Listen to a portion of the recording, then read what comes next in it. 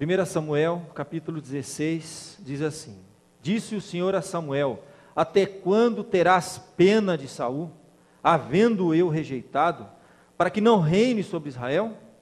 Enche um chifre de azeite e vem. Enviar-te-ei a Jessé, o belemita, porque dentre os seus filhos me provi de um rei. Disse Samuel: Como irei eu? Pois Saul saberá e me matará. Então disse o Senhor: Toma contigo um novilho e dize: Vim para sacrificar ao Senhor.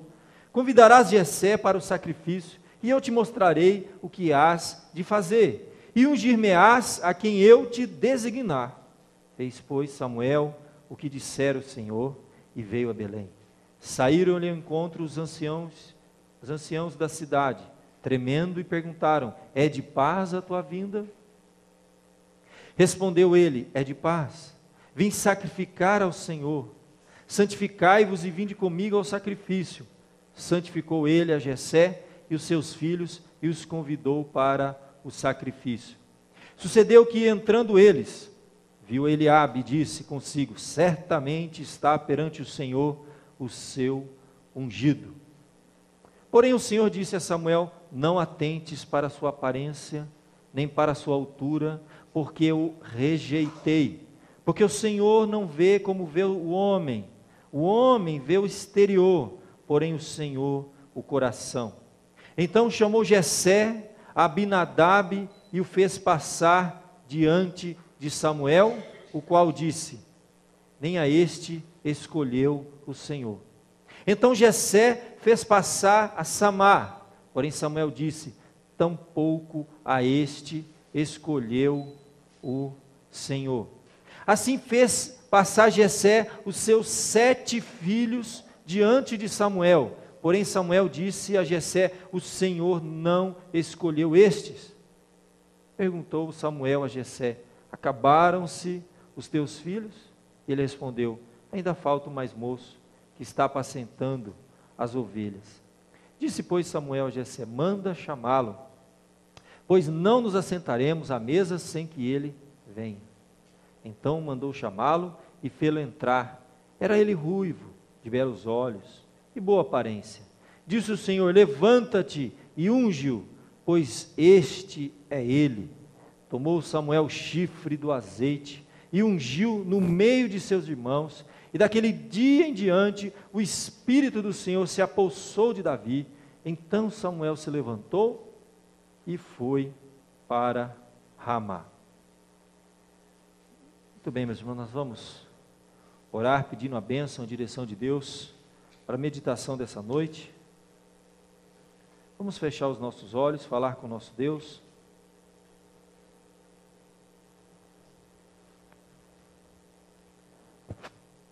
Pai amado, Tu conheces, ó Deus, a nossa vida, nosso assentar e o nosso levantar. Queremos nessa noite, ó Deus, como homens e mulheres, estarmos na Tua presença com corações abertos, para que o Senhor nos sonde, ó Deus, perscrute o mais fundo do nosso coração, ó Pai, para que saiamos daqui realmente tocados pela Tua palavra, desafiados, ó Deus, transformados por ela, porque o Senhor nos ama como nós somos, ó Pai, mas o Senhor nos ama demais, ó Deus, para permitir que continuemos os mesmos. Assim, ó Deus, transforma a nossa vida, transforma o nosso ser interior e opera na vida de cada um aqui, ó Pai querido.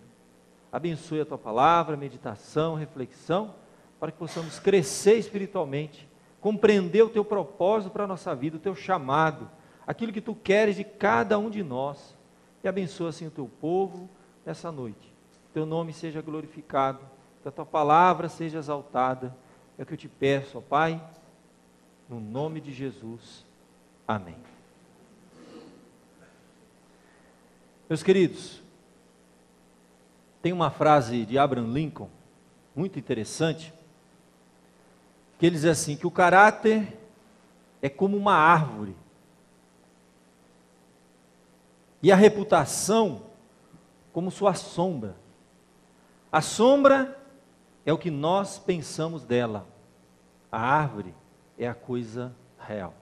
Essa frase é de Abraham Lincoln. O caráter é a árvore, a reputação é a sombra.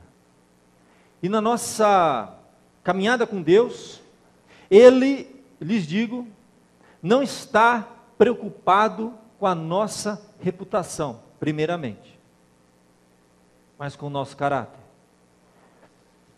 Nós, naturalmente, de início, nos preocupamos muito, às vezes até excessivamente, com a nossa reputação. E nós nos esquecemos que ela é uma sombra. E nessa crise, nós nos esquecemos que, na verdade, nós deveríamos cuidar de nosso caráter e deixar que Deus cuide de nossa reputação. O caráter, aqui, revela aquilo que nós somos no mais íntimo. Reputação, ela pode não condizer com a realidade, com a verdade. E nós carregamos na nossa história máscaras, aquilo que nós chamamos do que é exterior, da aparência. E alguém disse que a aparência, a reputação, aquilo que é exterior, pode até nos tornar mais ricos ou mais pobres. Mas o caráter é que vai nos tornar mais felizes ou infelizes de fato. Porque haverá uma crise de identidade quando nós não mostramos quem realmente nós somos. Tem um autor, é um teólogo na verdade, tem um poema maravilhoso, William Davis. E eu encontrei o texto, o material na internet, mas encontrei um vídeo também que eu quero narrar para você. Eu quero que você preste bastante atenção nesse vídeo que eu vou colocar para você. Enquanto os slides aparecerem, eu vou pedir para os nossos irmãos, David, apagar aquela luz para a gente, para ficar mais fácil para a gente poder enxergar, a luz aí do fundo do templo. E William Davis, ele tem um poema muito famoso, um teólogo, que ele fala dessa crise de reputação versus caráter. Então vamos prestar atenção no texto que eu vou ler para vocês, que esse teólogo coloca aqui para nós. Isso.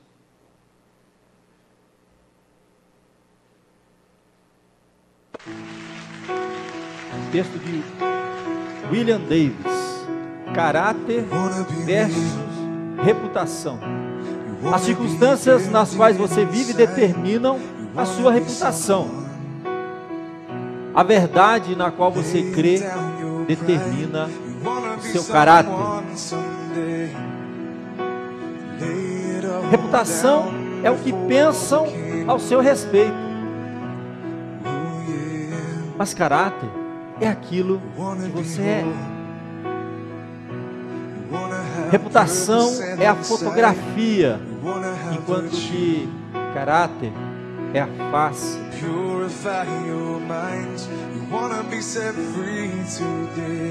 Reputação fará de você rico ou pobre,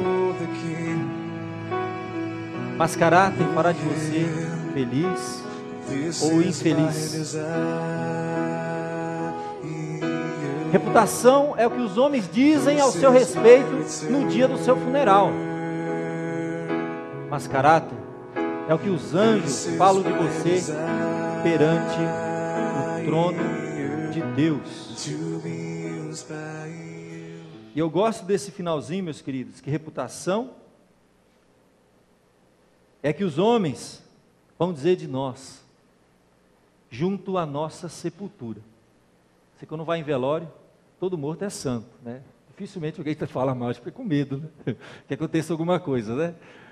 Depois que morre, todos falam da nossa reputação, junto à nossa sepultura.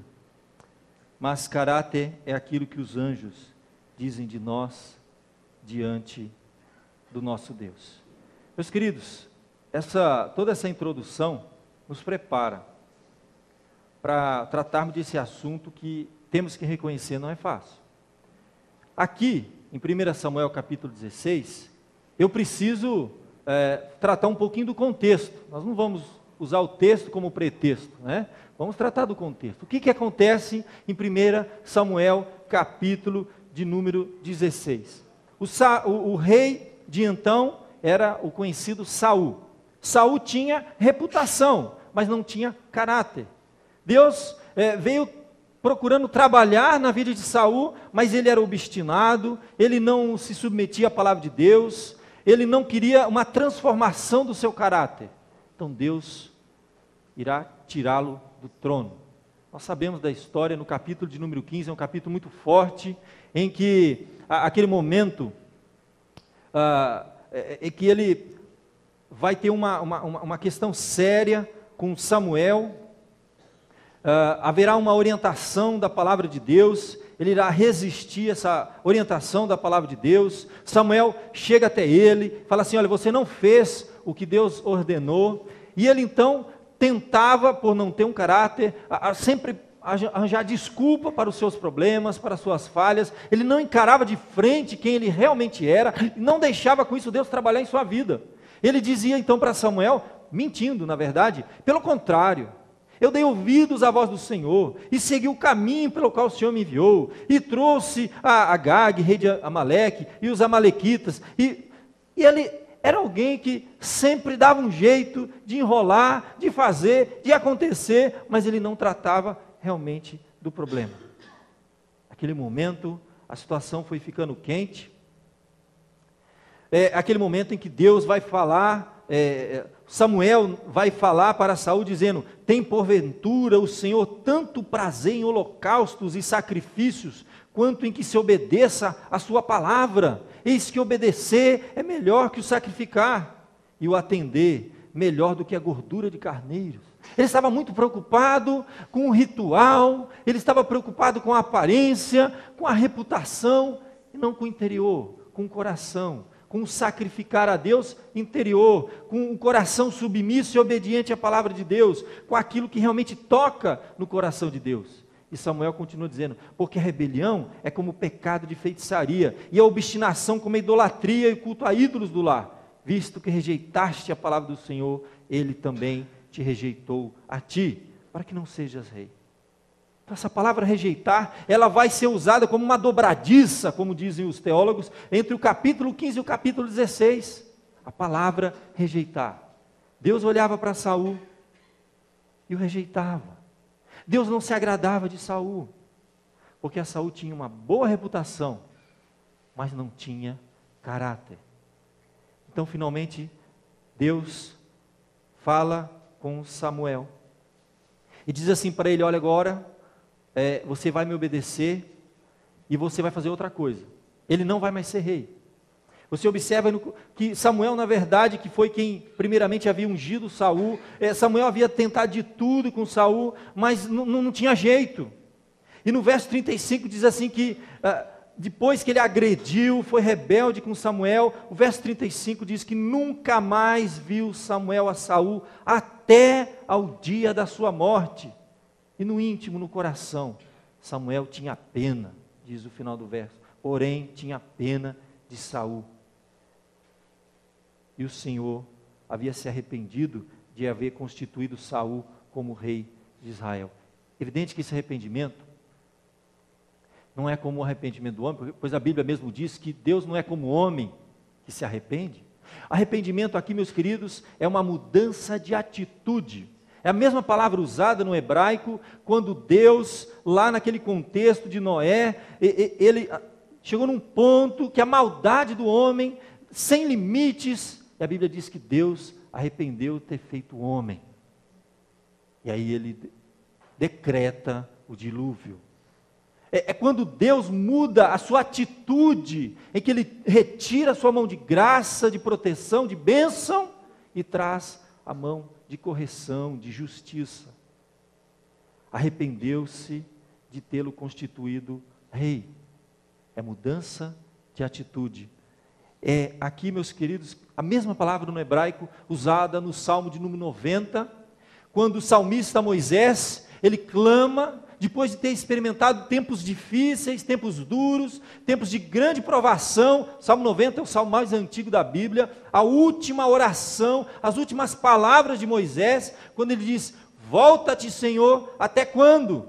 A palavra voltar aqui é o arrepende-te, Senhor, foi traduzido como voltar lá, ou seja, Senhor, estamos cansados, 40 anos no deserto, volta-te. Tira a tua mão agora, que está pesada sobre nós, e traz a tua graça, a tua bondade, confirma a obra das nossas mãos. É uma atitude, uma mudança de atitude de Deus para com o seu povo.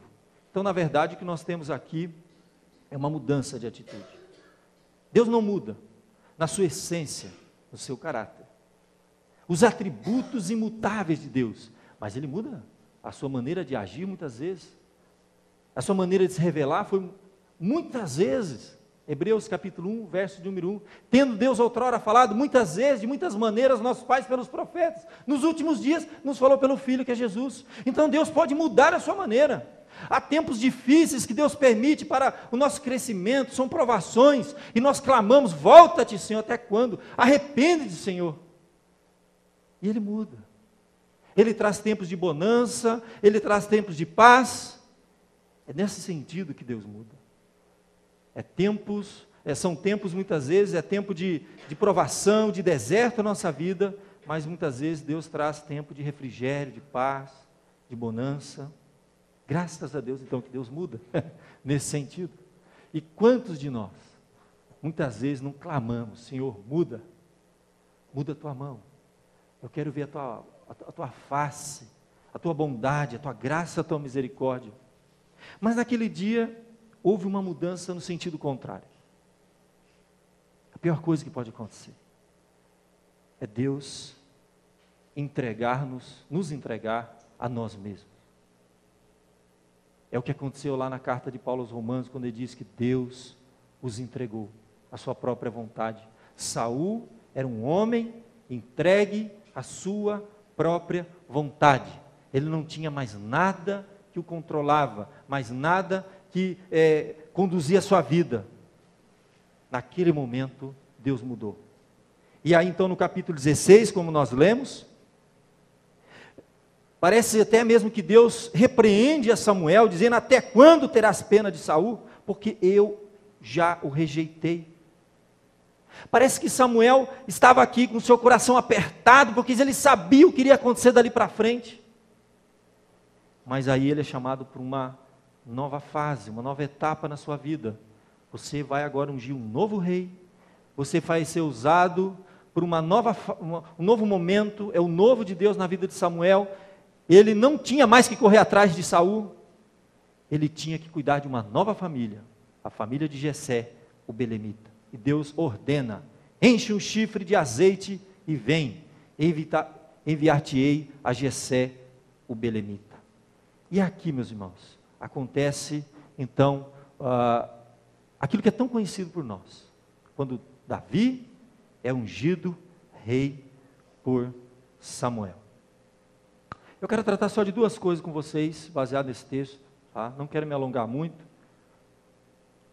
Reputação versus caráter. Quem realmente nós somos. A primeira parte vai nos mostrar reputação. Como somos vistos pelas pessoas. O que as pessoas dizem de nós. Meu querido, isso é reputação. Olha o verso de número 7. Quando então Samuel está agora reunido com a família de Jessé, ele começa a trazer filho por filho. Os seus 7 filhos irão passar perante ele. Nenhum desses, Deus irá rejeitar os 7 filhos. Para ser sério com você, eu tenho dó de Jessé. Ele teve 8 filhos, 7 Deus rejeitou. Já começa aí a questão. Né? Às vezes a gente reclama que Deus nos deu 3, 4 filhos e um é problema, né? Esse homem aqui tinha 8 filhos. E a Bíblia diz que ele rejeitou 7. E o último, que ninguém dava nada, nós vamos ver no final. Já começa por aí. E ele vai até a casa de Jessé. E o texto diz assim: quando Samuel vê o primeiro filho, Deus diz: não atentes para a sua aparência. Veja bem, reputação. Não atentes para a sua aparência, nem para a sua altura, porque o rejeitei. Aí ele continua: o Senhor não vê como vê o homem vê o exterior, porém o Senhor, o coração. Aqui nós começamos então a entender, na perspectiva bíblica, o que significa caráter e reputação. O homem vê o exterior, é aquilo que dizem de nós, que pensam de nós, e como é fácil, meus queridos, nós nos preocuparmos com a nossa reputação, e como é difícil nós não nos preocuparmos com a nossa reputação. Temos que ser sinceros com isso. Se você nunca foi caluniado, se você nunca teve o seu nome jogado na lama, aí é muito fácil você falar isso, até o dia em que você experimentar isso. Só que na verdade, eu acho interessante, porque o próprio Samuel, a Bíblia diz que quando ele crescia, há uma expressão bíblica muito interessante que é usada na Bíblia, que homens e mulheres de verdade, que eram pessoas de Deus, conforme iam crescendo, a Bíblia usa uma expressão interessante, eles cresciam diante de Deus e diante dos homens. Caráter, reputação, diante de Deus e diante dos homens. Para poucas pessoas na Bíblia, essa expressão é usada. Ela foi usada até mesmo pelo nosso Senhor Jesus. Era dito que Jesus crescia diante de Deus e diante dos homens. Mas depois que Jesus cresce, depois que ele começa o seu ministério, a Bíblia não nos mostra que ele era grande mais diante dos homens. Eu creio que poucos homens que passaram pela terra tiveram a sua reputação tão suja, lameada, como teve o nosso Senhor Jesus Cristo. Uma multidão, meus irmãos, clamaram, crucificam, crucificam. Jesus, na sua caminhada, ele tinha uma péssima reputação, e era torcido muitas vezes. A imagem que as pessoas de Jesus tinham, sabe qual era? Olha aí, ó, beberrão, glutão, e se assenta com pecadores. Era a reputação de Jesus. Mas no seu íntimo, ele era alguém que estava totalmente preocupado com a vontade do Pai, com o querer do Pai, porque ele tinha uma coisa que está se tornando cada vez mais difícil nos nossos dias. Ele tinha uma coisa chamada caráter. E Jesus não se preocupava com o que as pessoas diziam sobre ele.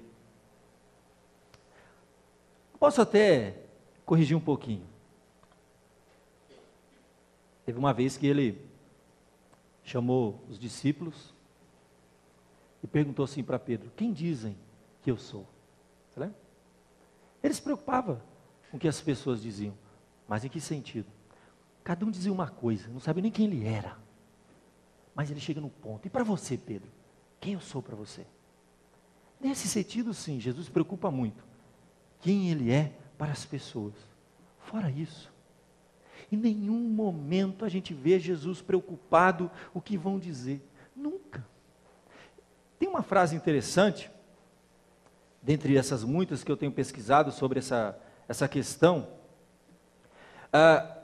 Theodore Roosevelt, ele tinha uma frase célebre que ele dizia assim: eu não me importo com o que os outros pensam sobre o que eu faço, mas eu me importo muito com o que eu penso sobre o que eu faço. E ele termina dizendo: isso é caráter. A minha consciência diante de Deus, isso é caráter. Eu não me importo com o que os outros pensam sobre o que eu faço, mas eu me importo muito com o que eu penso. Porque, na verdade, a reputação, é uma outra frase interessante, ela pode até abrir algumas portas na nossa vida, mas somente o caráter irão mantê-las abertas. Porque muitas pessoas conseguiram abrir portas com a sua reputação, mas com o seu caráter fechado. Sabe aquela história, faz com a mão, derruba com o pé, né? É um provérbio muito popular. E alguém disse certa vez também, que perder dinheiro, perdemos alguma coisa. Então, dinheiro perdido, um pouco perdido. Saúde perdida, muito perdido. Caráter perdido, tudo perdido. Tudo perdido. O que nós vemos aqui, meus irmãos? Primeiramente, reputação é o que as pessoas pensam de nós. Não é fácil. É a fachada, como a gente diz, a máscara, são coisas que nós fazemos só diante das pessoas, e eu fico impressionado porque da maneira que Jesus agia com Ele mesmo, Ele era coerente e Ele agia com as pessoas. Você vai ver que Jesus era capaz de se assentar com um publicano, com um cobrador de impostos. Jesus era capaz de se assentar com uma samaritana, uma mulher que já teve muitos homens e não tinha marido nenhum. Ele era capaz de se assentar com uma prostituta para conversar. Mas quando ele chegava perto de um fariseu que vivia de aparência, eu não sei o que... Eu fico impressionado quando eu leio os evangelhos. As expressões, às vezes até duras, raça de víboras, sepulcro caiado, me adoram com os lábios, mas o coração está longe de mim. Reputação versus caráter. E nós temos então esse grande desafio.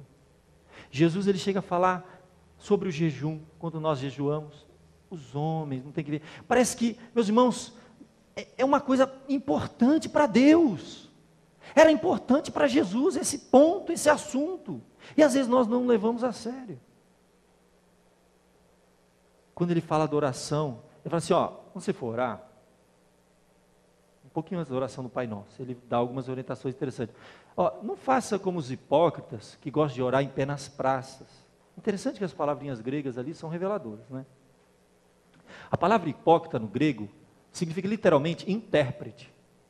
E praça, a palavra grega, plateia. Já chamou alguma coisa?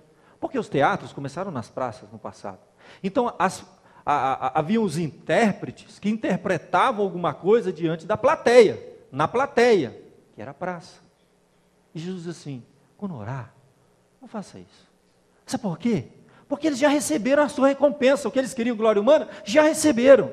Mas quando orar, fecha a tua porta, entra no teu quarto, fecha a tua porta e pede em secreto.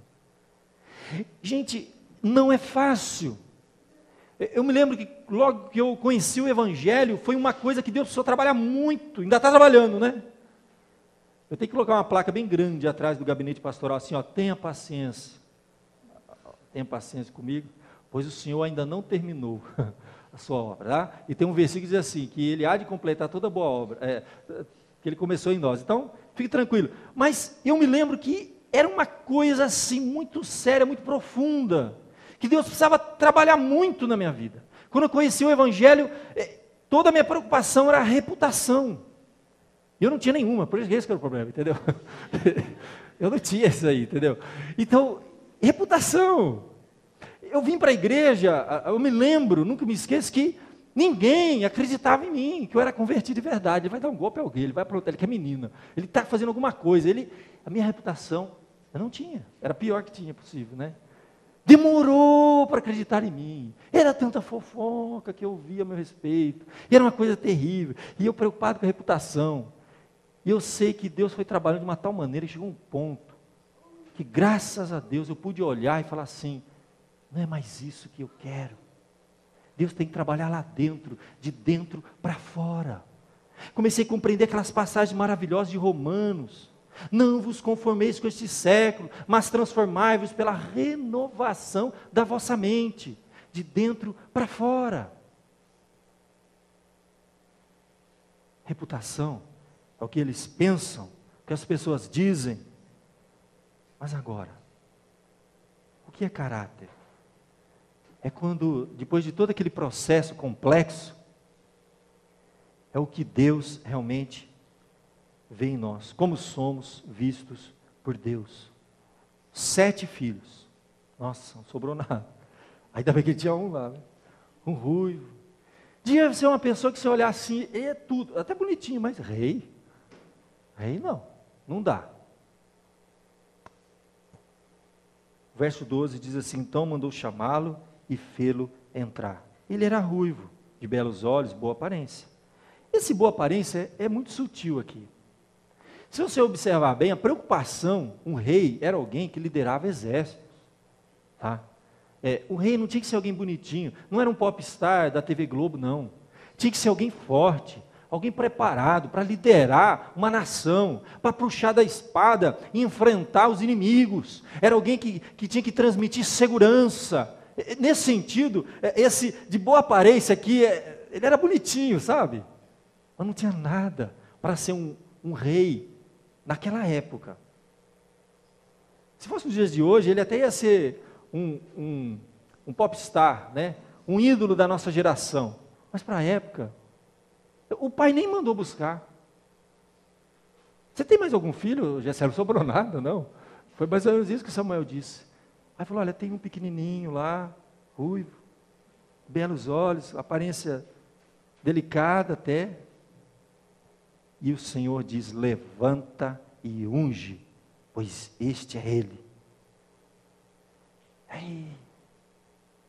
Aí a gente começa a ver, tudo é diferente com Deus.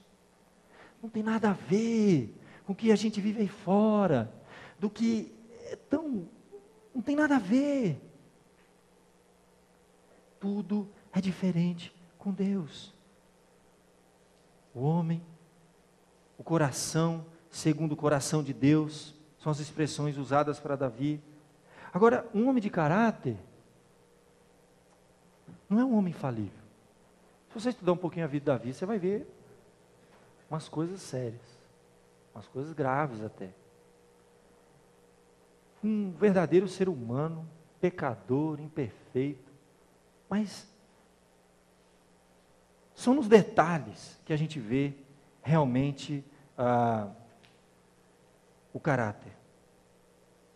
Porque na verdade, meus queridos, Philip Brooks tinha uma frase famosa que ele dizia assim, que o caráter pode se manifestar nos grandes momentos, mas ele é formado nos pequenos.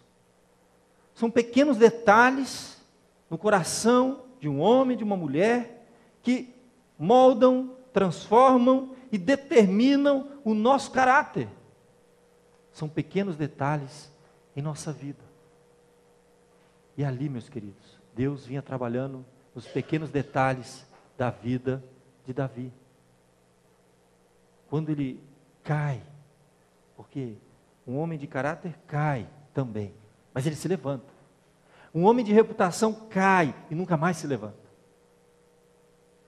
Deus envia Natã, e Natã vai até ele, e põe o dedo na cara dele, e fala o que quer para ele. E ele não inventa história, não maqueia um negócio, como Saul, né? Não foi bem assim, vamos sentar, vamos ver, veja bem. Ele não faz nada disso. Ele simplesmente diz, pequei. E ainda roga para Natã, pede a Deus, que tenha misericórdia de mim. Era alguém que reconhecia, assumia, era alguém aberto na presença de Deus, e ele era um líder de verdade, porque é dito o seguinte, que liderança é a combinação de duas coisas, meus irmãos, estratégia e caráter. Se você precisa ficar sem um, que seja a estratégia. Às vezes se perde todas as estratégias, mas tem que se permanecer o caráter. E quem disse foi um general, Norman Schwarzkopf. E ali nós vemos nos pequenos detalhes da vida de Davi, um homem de caráter. Aquilo que Deus via, ele ainda tinha o coração segundo o coração de Deus. E Deus vinha trabalhando naquela vida, Deus vinha transformando aquela vida. Eu gosto do apóstolo Paulo porque ele era alguém muito preocupado com isso. Na orientação que ele dá lá na carta aos Colossenses, a gente pode aplicar a várias situações isso, mas olha que interessante, Colossenses capítulo 3, ele diz aos servos, obedecei em tudo a vossos senhores, segundo a carne, não servindo somente à vista, como para agradar aos homens, mas em singeleza de coração, temendo ao Senhor. E tudo quanto fizerdes, fazei-o de coração como ao Senhor, e não aos homens. A preocupação que ele tinha de orientar os da sua época, falar o seguinte, olha, filho, você está servindo a Deus, como ao Senhor, e não aos homens. E ele termina dizendo, por quê? Olha, pois quem faz injustiça receberá a paga da injustiça que fez, e não há acepção de pessoas. Esse é o grande, o que determina o nosso caráter. Deus não faz acepção de pessoas. Os homens fazem, porque julgam conforme a reputação. Deus julga conforme o caráter. E nessa hora, Paulo é claro em dizer, olha gente, a gente tem que estar muito preocupado com a injustiça. No mais íntimo, no mais interior, porque cada um vai receber da injustiça que fez a paga. E Paulo praticava isso. Quando ele fala lá no final de 2 Timóteo capítulo 4, o problema que ele teve, ele vai trazer uma lista de pessoas. E ele coloca ali, por exemplo, Demas, amou o presente século, me abandonou. Aí ele vai dando uma lista. Ali, ele coloca algumas coisas, ó, Marcos, traze Marcos, porque ele me é útil ao ministério. Nós vimos domingo passado, que Paulo e Marcos tiveram um desentendimento, visão de trabalho, coisa pequena, visão de igreja. Eles se apartaram no início dos projetos missionários, das viagens missionárias de Paulo. E no final da vida, Paulo manda buscar de novo Marcos. Isso mostra o seguinte, ele reconhecia que Marcos era uma pessoa de caráter, e ele também era uma pessoa de caráter. E ele queria colocar em ordem aquela situação na sua vida. E ele continua a lista. Lucas, esse foi fiel. Só ele não me abandonou. E lá no finalzinho, ele vai falar de uma figura que parece que marcou o ministério dele até o fim, Alexandre o latoeiro. Esse, ele fala, me causou muitos males. Não foi um? Uma série sucessiva de males. E ele chega a orientar Timóteo e fala assim, ó, guarda-te dele. Mas o mais importante, ele diz assim, e o Senhor lhe dará paga. É quando nós tememos a Deus de verdade, e entregamos para Deus de verdade, pois Ele não faz acepção de pessoas. O Senhor conhece o nosso coração. Nós devemos estar preocupados com isso. Aí sim, de maneira franca, sincera, coração aberto, reconhecendo as nossas falhas, nossos defeitos, as nossas imperfeições, nos colocamos na presença de Deus, falou, tu conhece o meu levantar e o meu assentar. Tu sabes todas as coisas que estão no meu coração. Esse salmo, na verdade, é um salmo de confissão de pecados. Sabe que esse salmo lindo, maravilhoso? Que o salmista vai descrevendo, se eu subir até aí tu está, se eu descer aí tu está, se eu fizer, antes da palavra vir na boca, o Senhor conhece todo. Sabe esse salmo lindo? Fala da onipresença, da onisciência de Deus? Na verdade, não é isso não. O foco desse salmo, sabe o que é?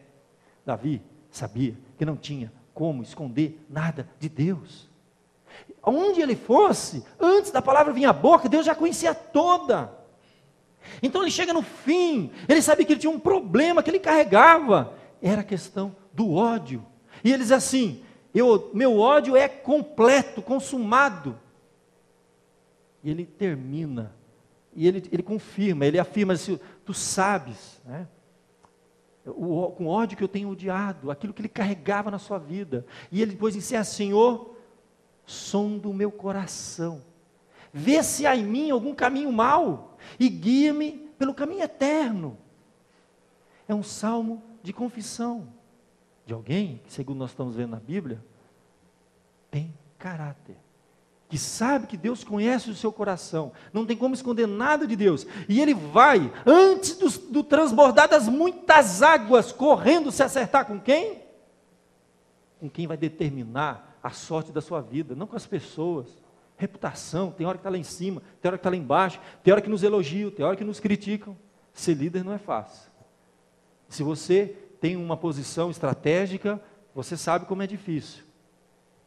Reputação é uma coisa que os homens veem e muitas vezes não condiz com a verdade. Quem de nós já, muitas vezes, influenciado pela reputação, eu poderia dizer, quem de nós já não foi enganado? Não é verdade?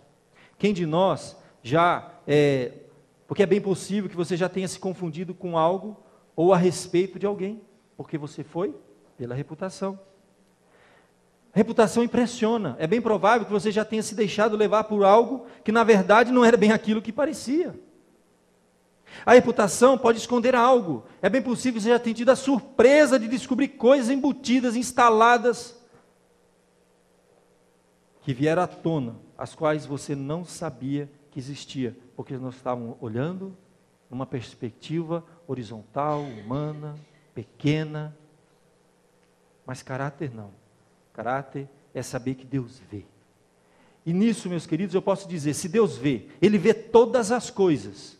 Então, Ele vê primeiro a nossa fé, assim como Ele viu a fé daquele paralítico, lá em Mateus, que Mateus capítulo 9, foi deitado na sua frente, e Ele disse assim, o texto diz, vendo-lhes a fé, Jesus diz ao paralítico, tenha bom ânimo, filho, estão perdoados os teus pecados. Esse mesmo Deus que vê, é esse Deus também que vê o nosso cansaço, aflição e muitas vezes desorientação. Mateus 9, verso 36, diz que Jesus via então as multidões, compadeceu-se delas, porque estavam aflitas, exaustas, como ovelhas que não têm pastor. Esse mesmo Deus que vê o nosso coração, Ele vê também as nossas dificuldades. Em Marcos capítulo 6 nos diz assim, e vendo-os em dificuldade a remar, porque o vento lhes era contrário, por volta da 4ª vigília da noite, veio ter com eles, andando por sobre o mar, e queria tomar-lhes a dianteira. E vendo-os em dificuldade, foi o caso dos discípulos em alto mar, esse mesmo Deus vê o nosso estado.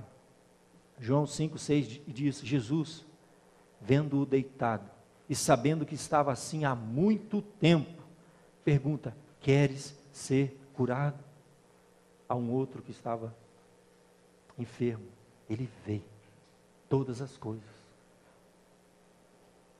Ele vê as nossas lágrimas, pois em João capítulo 11, nos diz que, naquele momento de crise, de morte, de sofrimento, de problemas graves dentro de uma família, João 11, verso 33, a Bíblia diz que Jesus vendo chorar, e bem assim os judeus que acompanhavam, agitou-se no espírito e comoveu-se.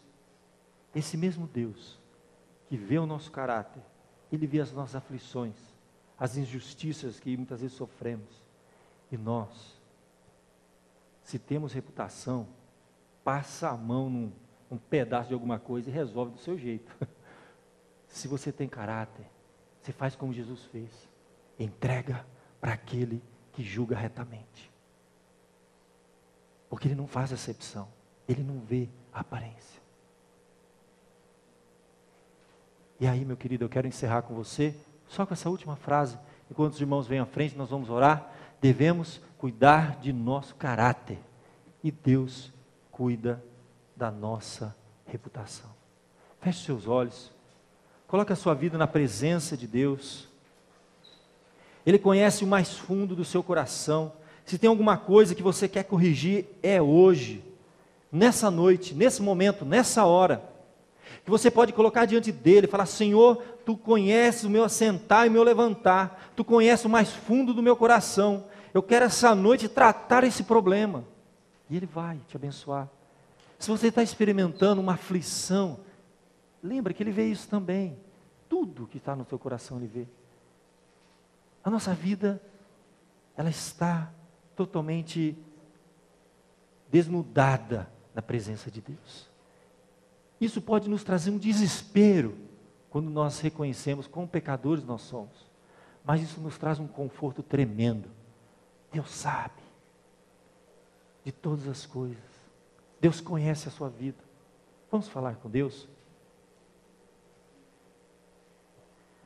Ó Pai amado, Tu conheces, Senhor, a nossa vida, mais íntimo do nosso ser, e queremos responder essa pergunta que foi feita no início, ó Pai, com sinceridade, quem somos? Não diante das pessoas, mas diante do Senhor.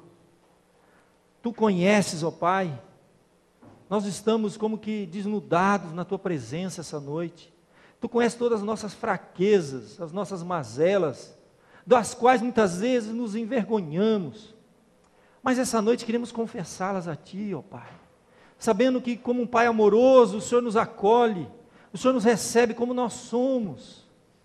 O Senhor nos amou, ó Pai, e provou o Teu amor conosco, Senhor, em que Teu próprio Filho foi sacrificado por nós, sendo nós ainda pecadores. Não fizemos nada para merecermos isso, Senhor. Não há com que nos preocuparmos, se estivermos realmente desnudados na Tua presença. Sonda o nosso coração, Senhor. Muda aquilo que precisa mudar. Trabalhe em nossa vida, Senhor. Transforma, ó Pai. Cura nossa alma, Senhor. Ajuda-nos a tirar as nossas máscaras na Tua presença, Senhor. E realmente, definitivamente, não nos preocuparmos mais com a nossa reputação, Senhor. Entregamos as nossas reputações, aquilo que dizem, que falam, que pensam sobre nós, sobre cada um de nós, para Ti, Senhor. Se um dia houver injustiça, o Senhor dará paga, Senhor. Deveríamos estar preocupados de não cometermos injustiça. Ó Deus, antes sermos injustiçados do que cometermos injustiça. Antes sermos, ó Deus, caluniados do que cometermos calúnia. Antes, ó Pai, sermos trapaceados, enganados, ludibriados, Senhor, do que sermos enganadores. Ó Deus, tenha misericórdia de nós, que essa seja a nossa única preocupação, que essa seja realmente, ó Deus, aquilo que, a verdade que norteie nossos atos, as nossas atitudes, sonda as nossas motivações e transforma o nosso ser, ó Pai. Ó Deus, em nome de Cristo, nós colocamos a nossa vida nas Tuas mãos e faz de nós um vaso novo, Senhor. Transforma-nos, ó Pai, segundo o Teu querer e usa-nos para a Tua glória. É que eu te peço, ó Pai querido, no nome santo de Jesus. Amém, Senhor.